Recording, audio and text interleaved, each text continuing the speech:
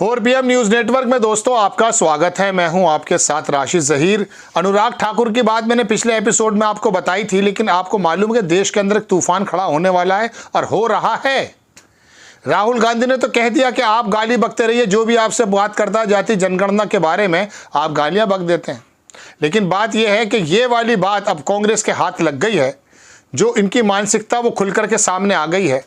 कांग्रेस ने, अखिलेश यादव ने, तेजस्वी यादव ने ट्वीट पर ट्वीट कर रखे हैं और दुनिया भर की बातें चल रही हैं।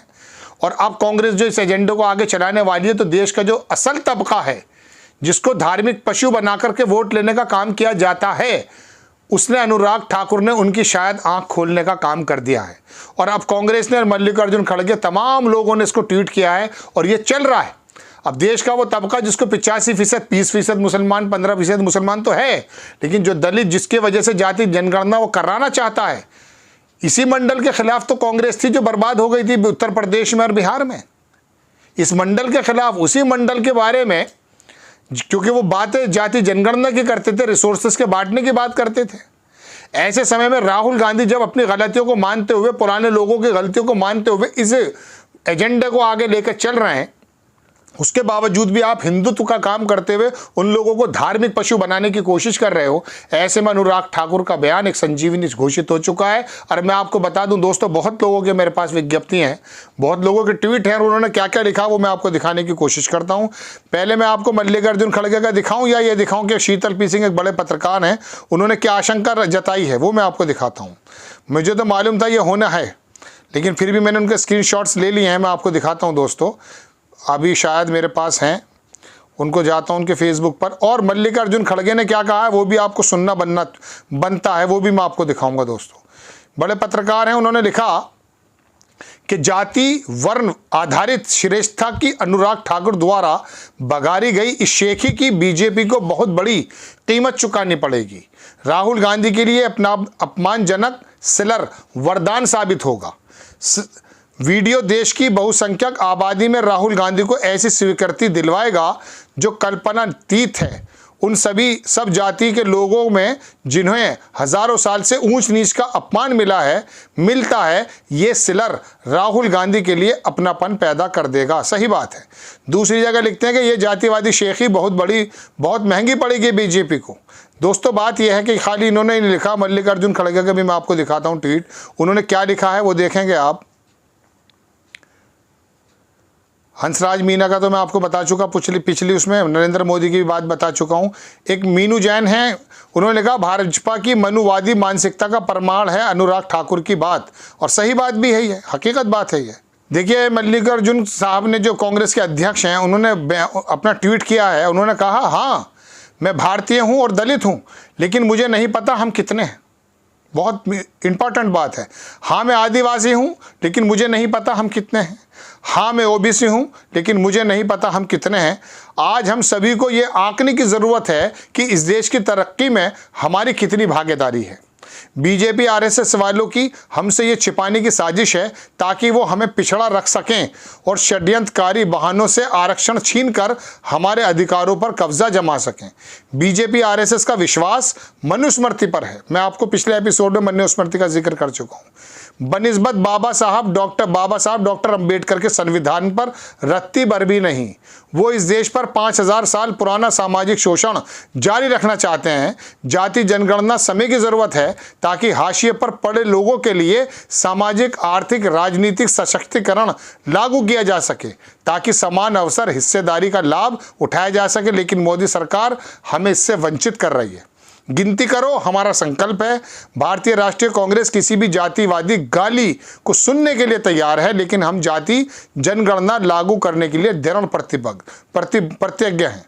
दोस्तों बात यह है कि मनुस्मृति जब ये कहती है कि किसी शूद्र के कानों में यदि गीता के शब्द पड़ जाएं तो उनके कानों में शीशा पिघलाकर डाल दिया जाए, या यूं कहती है कि नारी जो है ताड़न की अधिकारी है, या यूं कहते हैं कि साहब ये जो हैं छोटी बिरादरी के लोग ये सिर्फ खिदमत ही कर सकते हैं और मंदिर में ये बात नहीं कर सकते, और ये तमाम दुनिया भर की उसके अंदर जो है ना गलाजत भरी हुई है।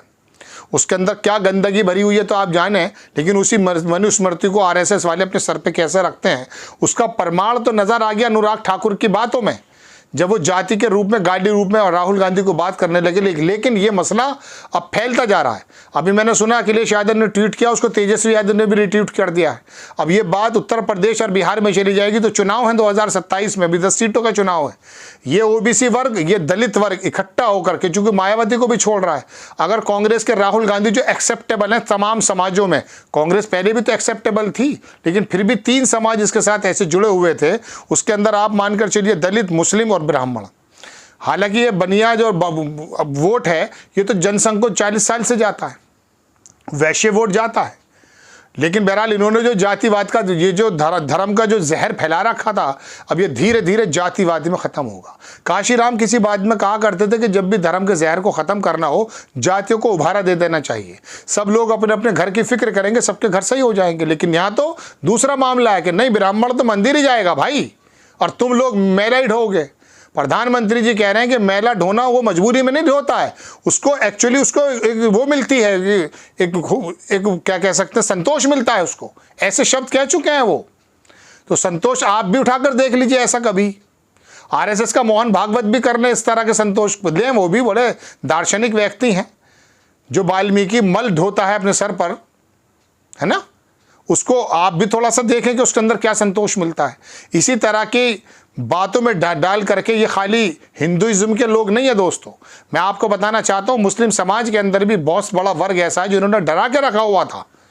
लेकिन बहरहाल इस्लाम के अंदर तो ऐसी बात नहीं नज़र आती। खैर छोड़िए उस बात को। मैं बताना ये चाहता हूँ कि अब मसला ये बन चुका है दोस्तों कि ये वाला मुद्दा राहुल गांधी इस प्रकार से उठाने जा रहे हैं, उठ रहा है कि अब देश का ओबीसी और देश का दलित इनको बता देगा कि संसद के अंदर जब आप खड़े होकर के जातियां पूछते हैं तो आपकी जाति बता देगा कि कितने % आप हैं और कितना वर्चस्व आपका है, कितने मुट्ठी भर आप लोग हैं और अधिकारी कितने ज़्यादा आपके यहाँ हैं, पता चल जाएगा आपको। ये जो जजेस अंकल और IPS अंकल की जो जमात बनी हुई है ना, ये ज़्यादातर लोग यही नज़र आते हैं।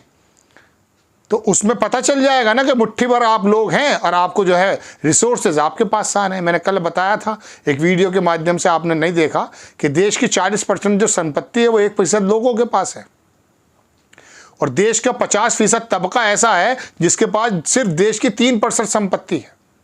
ये जो बंटवारे के अंदर बेईमानियां हैं, असमानता है, ये दुनिया बता रही है। लेकिन बहरहाल दोस्तों, राहुल गांधी अब इस मुद्दे को और कांग्रेस आई तमाम जो समाजवादी पार्टी टाइप की जो पार्टीज़ हैं, दक्षिणपंथी पार्टीज़ हैं, नहीं हैं, वो इस मुद्दे को बहुत आगे ले जा रही है। और अनुराग ठाकुर का ये बयान हो सकता है बीजेपी के ताबूत में कील ठोक दे। आपको खबर कैसी लगी अपनी राय कमेंट्स बॉक्स में ज़रूर दीजिए।